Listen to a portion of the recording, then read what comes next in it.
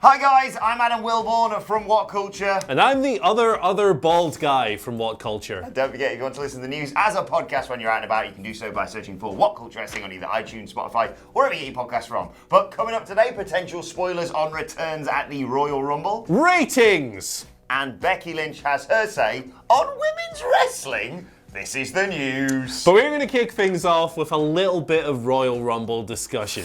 It's Sunday! It's Sunday night, and as usual, because it's so close, the rumour mill is out of control. Who's going to win? Who's going to return? Who's going to eliminate Brock Lesnar? Who's going to be in from NXT? All this cool stuff. But we are here with a pinch of WrestleVotes to tell you to take a pinch of salt when it comes to all of these rumours, even though we're going to talk about some more after this, but never mind that. WrestleVotes tweeted out last night saying, guys, I've been asking, details are being kept quiet regarding the Rumble, which is a really good thing, TBH. The element of surprise, no matter how big or small the surprise may be, is good for the event. So basically, translated, WWE are keeping the cards close to their chest this year. It's extremely hard to keep secrets in this era of social media and news videos with two dorks who are paid shills for AEW and NXT at the same time. It's really hard for companies to do this, particularly when you're as big as WWE, but they're trying their damnedest so that hopefully the surprises, when they happen, resonate. I'm ready to be hurt again. Me too. I'm ready to try and love again and then have my dreams crushed on Sunday night / Monday morning, basically. I don't know why, but I'm so excited for this year's Rumble. The first step, as you know, on the road to WrestleMania. There's speculation everywhere as to who's going to win. The obvious bets would be the likes of Roman Reigns and then either sort of Shayna Baszler or Ronda Rousey. But in terms of surprises, could we get Edge? Could we get Paige? Could we get Punk? Probably not, but could we get him? He's coming out at number 30 because, as I keep saying, him not working for WWE is in itself a work. John Moxley at 29 as well. What the hell's going on? No, I can't wait. This is really good news, though. Yeah. I don't want, I know I'm about to do a new story about potential spoilers in the Rumble, but I like going in completely blind. Yeah. Even if I go who's going to be? Who's going to be? Oh, it's Dolph Ziggler. Yeah, it's fun, man. The Rumble's my favourite WWE show of the year, every single year. Because, it's an old cliche, there's no such thing as a bad Rumble, but, even last year, where it was a bit tepid, still gave us two really cool winners and a bunch of awesome moments. So, the Rumble's always fun. This year's undercard is awesome as well. I'm fired up, baby. I can't wait to get up at whatever stupid o'clock in the morning it is. And, I'm not even joking. That's part of the experience. And make sure you join me and Phil Chambers. We're going to be doing a live stream for the Royal Rumble, reacting to it all on Sunday night. Baby. Is Becky Lynch going to retain a championship? I don't know. Speaking of a championship, we'll get to that in a second. But let's continue talking about the Royal Rumble. Wait a second. This isn't a story about WrestleVotes. It's a story about the Cobra because Santino Marella is one of the rumoured participants in this weekend's Royal Rumble. Now, this is according to a report by PW Insider. Mike Johnson claims to have confirmed with several sources within WWE that you can expect certain people making an appearance.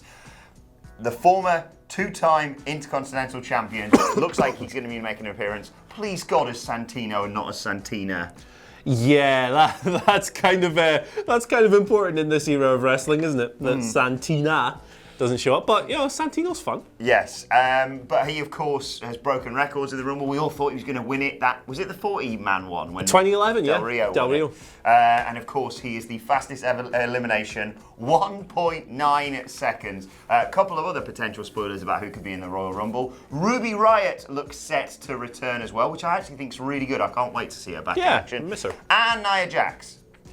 So, Nia Jax. 2 out of 3 ain't bad. Do you reckon Nia Jax is going to enter the men's match again? And if so, who's she going to batter to take the spot of? I don't think so. I think genuinely, as much as it's great to see her back in between the ropes, she's still got a lot of residual heat with the WWE audience and the chance of Nia Jax versus Becky Lynch, even though I have no doubt that they're going to pull the trigger on Shayna or Ronda for Mania.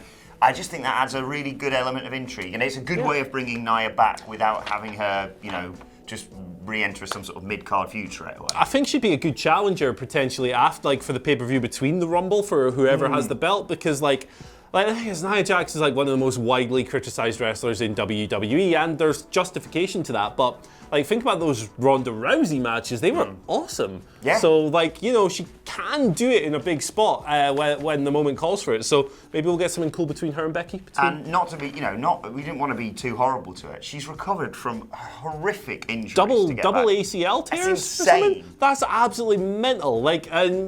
That's a Lazarus-like recovery, really, because it was only like 9 months ago. So, I mean, fair play to her. Yeah, fair exactly. Play to her. And I think the WWE Women's Division, as much as it is stacked, can always do with a character like hers back in the mix. Absolutely, baby.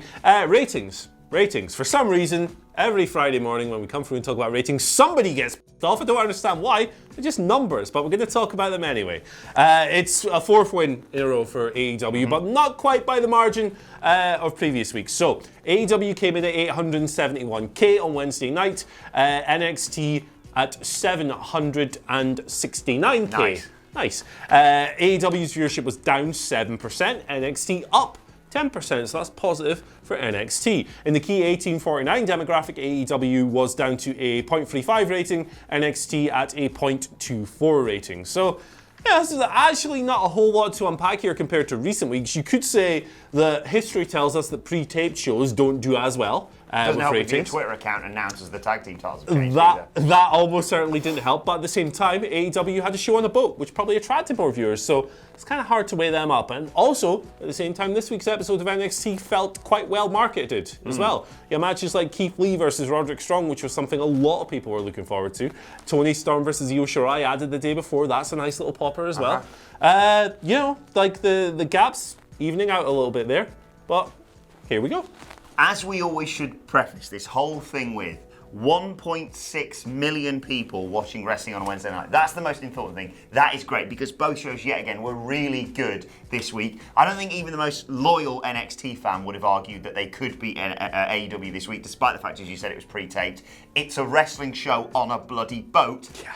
Even myself watched it first on Thursday morning. It's on a boat. It's on a boat. It's on a more to come from that in a mother second, as well, by the way. boat. But great news for NXT. Up 10% is fantastic news for them. The really interesting one, I think, is next week. Because next week, yes, you've got Cody versus Kip Sabian, I think. You've got the Young Bucks versus Butcher and the Blade. My guys. And there's another match. There's a 3-on-3 match, I think, possibly involving Jericho and Inner Circle versus Private Party and Darby Allin. So there's that. But then over on NXT, which I think is going to be fascinating, you've got the final of the Dusty Rhodes Tag Team Classic, which is going to be great. You've got Dakota Kai versus Tegan Nox, even though I think that's probably not going to go to a finish because I want to see that on pay-per-view. Yeah. But you're also going to have all the fallout from not only the Royal Rumble match, but also Worlds Collide, of course, this weekend. Maybe NXT wins next week. Either way, the most important thing here, disregarding all the numbers, is they're both putting on great wrestling, and that is arguably inspiring WWE to put on other good shows, because Raw's been really good recently too. And just remember the formula when it comes to these things, courtesy of Tony Maglio of The Wrap: momentum plus marketing equals rating success. Who's got the momentum at the moment? Nice recovery from NXT this week. They're still behind, but you could say a 10% advance is them. Marketing, well, they've got a really easy to market show next week with all the great stuff you've just said, so very interesting week next week. Can't wait to break it down. Yeah, really exciting. You're not here. Oh. No. Oh well. Sorry about that. No. I'm really sad now. Anyway, let's move on to the continuing story of women's wrestling in WWE. There's been a lot made of this recently. Basically, we revealed in yesterday's After News that WWE are dropping the women's from their women's championship. So for the big perfect example, of course, would be Rhea Ripley is now no longer NXT women's champion. She's just NXT champion. I know some people are like, well, that's going to be confusing because, wait, isn't Adam Cole NXT champion? Look, so long as you say NXT champion Adam Cole or NXT champion Rhea Ripley, I sincerely doubt that no one's going to think, wait, Bianca Belair is a number one contender Adam Cole's championship. But anyway, Becky Lynch, who talked about this week on Backstage, if I'm not mistaken, has had a further say on Twitter about them removing the word women. I'm just going to read verbatim from this tweet of hers. She said, "My comment about removing the word women from the conversation wasn't about renaming a division. It was about beginning to rethink it. I wasn't advocating for any changes in title names or anything else, like I'd have the power, but simply an equal volume of opportunities that are based on skill and not gender. The term women can limit openings because phrases like, there's already a women's match on this show, is still in wrestling's historical DNA. We're all just superstars who want our shots and places on the shows if we earn and deserve them. I'd simply love us to get a place when there's 3 women's matches on pay-per-view, or 10, or none if it so happens. If it so happens, we're not serving the audience, sorry. I mean, what a fantastic comment that is. It's the definitive take on the entire matter, really, isn't it? Skill plus how well you're resonating with your audience determines whether or not you get on the show. That should be the way wrestling is, regardless of anything else. The most popular and over and skilled acts get the best spots. That's how it should work. Absolutely. I'd love to hear a counter argument to that. I completely agree. Like the way she's balanced it out as well. She says, look, we want all these opportunities, but at the same time, we don't want to just be given chances or given opportunities because we're women. She's not saying, well, WrestleMania should be a 50-50 split between men's and women's matches. It should just be divvied up on merit. And I really like the fact that I feel like she's covered herself there, because a lot of people go, oh, bloody hell, women just get all these opportunities just for the sake of the fact that they're women nowadays. Which, I mean, on NXT, you could argue that you could have 3-4 women's matches on the next takeover because you've got so many good superstars there and intriguing storylines. But then again, if in 6 months it's all akin to AEW's women's division, they shouldn't just get matches for the sake of the fact that they are women. Yeah, it should always be skill and popularity based. A meritocracy, a true meritocracy. Becky once again coming through with the definitive take on the matter.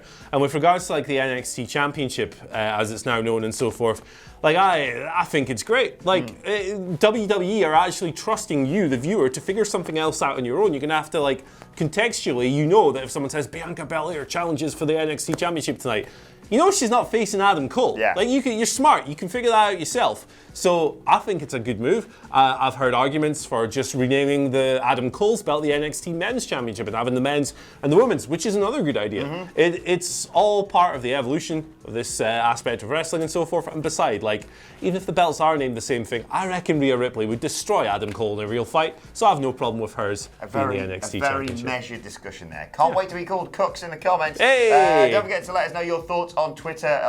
You can send them to us at WhatCultureWWE. You're going to move on to some of your questions now. Path Satherwayne. Legend. Path gives us our first question of the day. Talking about the women's Royal Rumble this. Path says, what do you think of the idea that in the women's Royal Rumble, whenever someone throws Mandy over the top, Otis catches her every time, and then someone like Bobby Lashley takes out Otis and Lana eliminates Mandy Rose? I think that would be a lot of fun. Yeah, it's a great storyline, that, isn't it? Totally on board with that. Otis comes out, maybe he's got a cake or something, I don't know, catches her, and then someone just has enough. They've decided they don't like Otis, and they send him into the shadow realm. Totally up for this. It would be very on brand for Bobby and Lana to just be like, I don't like fun. Let's stop this. They'd get great heat as a result. I'm with it. Nick Van Haver gives us our second question of the day. Again, talking about the Royal Rumble, saying, what do you think of the idea of The Undertaker being a surprise entrant in the Rumble, being eliminated by Samoa Joe, leading to a WrestleMania match between them, with Joe winning by putting Taker to sleep? R.I.P. forever. I mean, I could be on board with that. I'd like to see Taker enter the Rumble. I think it would just be a good pop and stuff, and he still has that aura and that presence and so forth. As far as Joe goes as an opponent, well, we know the promos would be absolutely fantastic. The thing about Joe is at this stage, when his body's kind of worn down and he's like the athleticism is kind of not quite there compared to what it used to be, I don't know what kind of caliber of match we would get out of them at WrestleMania. Yeah. But I think at the end of the day, The Undertaker's retirement match should be like a sports entertainment thing. I don't think it should be this work rate thing, because I don't think that's feasible at this stage. So if Joe is equipped to pull off something like that, where it's more of a pantomime, where it's more of a classic WWE Golden Era style match, hell yeah. Final question today comes from Daniel Seven Nans. I hope I've got that right, Daniel, who says, is it possible AEW could fool the fans and have Omega turn on Hangman Page because he's frustrated with Page's drinking problem? Yeah, that'd be a nice little twist, actually, wouldn't it? I mean, Kenny Omega has plenty of reasons to be upset with Hangman Page. Hangman Page, on the contrary, won the belts for them. He took the fall he hit a eliminated couple of both moves. men, didn't he? Yeah, and then he cut a promo afterwards where he was like, yeah, I beat them both up and I won the belts and all this stuff. So there's lots of reasons for both of them to really be upset with each other, despite winning the belts, which is really holding them together at this point. That's why I think it's such an interesting and good story. This is really good storytelling, and I really appreciate as well that they haven't just rushed to the end and had the turn last night and on Wednesday, and they're taking their time with it. I could see Omega turning, to answer your question, but I do think in this instance it's an example of the predictable option being the best option. I think Paige as the heel would be a little bit more compelling. Michael Hamflett pitched a while back that we see Paige and Omega face the Young Bucks defending their tag titles at Revolution, which could be arguably be the main event of that show. It'd be really, really good stuff because of the intrigue surrounding that. And then subsequent to them presumably dropping the titles to the Bucks, you have Paige turn on Omega just because they got in a bit of confusion. I did like Hangman Page's post-match interview on Wednesday night where the Young Bucks came to celebrate. He couldn't get a word in half the time, and then he went, never thought I'd be tag team champions in this company before you, but anyway.